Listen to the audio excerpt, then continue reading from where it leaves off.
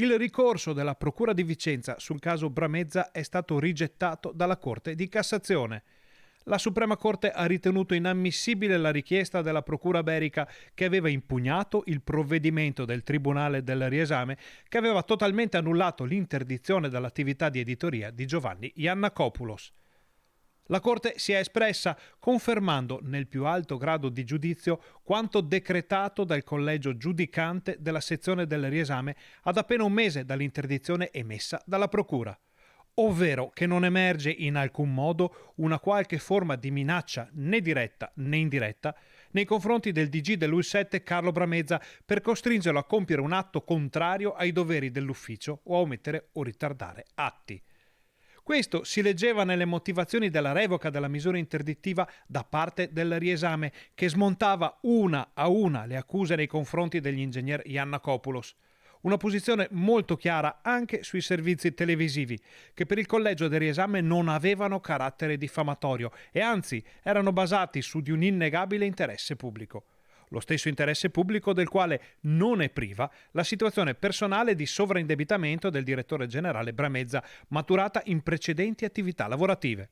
Una decisione, quella della Suprema Corte, accolta con soddisfazione dall'avvocato Maurizio Paniz, legale di Giovanni Yannakopoulos. Sono molto soddisfatto che la Cassazione ieri abbia dichiarato inammissibile il ricorso della Procura del Tribunale di Vicenza verso il provvedimento del Tribunale del Riesame di Venezia, che aveva a sua volta cassato la decisione del GIP di Vicenza che bloccava l'esercizio dell'attività di editoria in capo all'ingegnere Yannakopoulos e quindi ad Antena 3 e a Rete Veneta.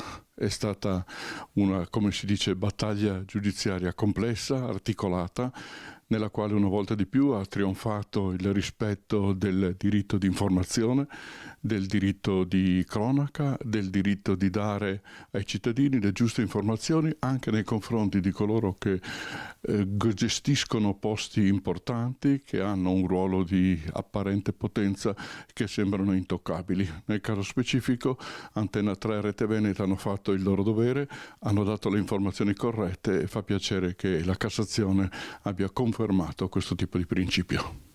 Un provvedimento che conferma ancora una volta l'importanza della libertà di stampa, il diritto all'informazione e di critica giornalistica. A maggior ragione quando l'oggetto dei servizi è un argomento fondamentale per i cittadini, come la sanità.